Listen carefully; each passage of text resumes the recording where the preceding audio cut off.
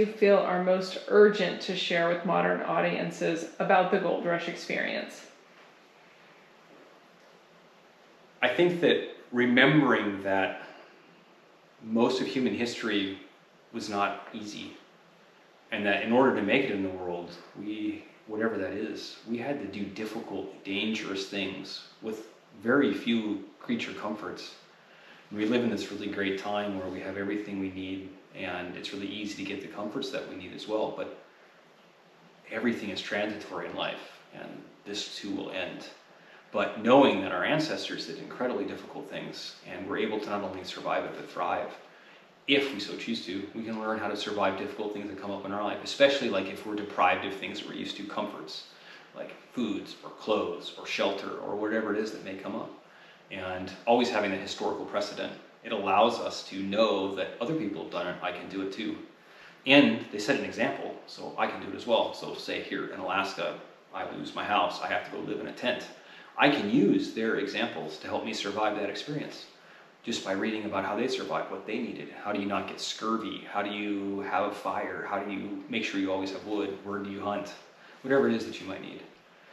And it also can show us that just because you think something's better doesn't mean it's going to be when you get there.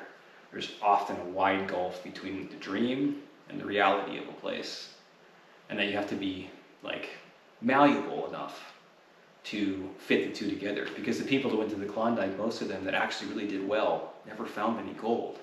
They got up there and they found something else that gave them either meaning or a place that they could take their skills and use them in a way that benefited them and the community they were a part of.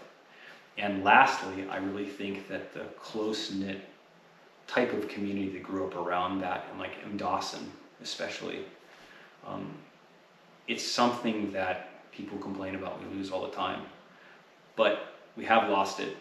And in that we gained, but we've also lost the idea of like, we know our neighbors, we know what they're struggling through, they'll help us, we'll help them, and we can get through something collectively. I think that that's what the Klondikers show more than anything else, is collectively people can get through incredible difficult times without being really mean to each other, without hoarding all the wealth and all the resources. And they have a shared experience that they take with them wherever they go. If they were to meet again, they know they're on the same level because they both survived it. What a lovely way to end.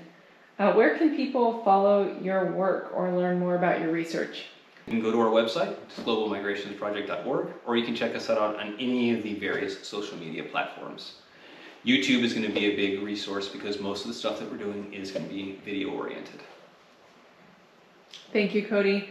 From the grueling climbs of the Chilkoot to the quiet banks of Bonanza Creek, we've been reminded that landscapes hold stories, not just of gold and fortune, but of struggle, perseverance, and community.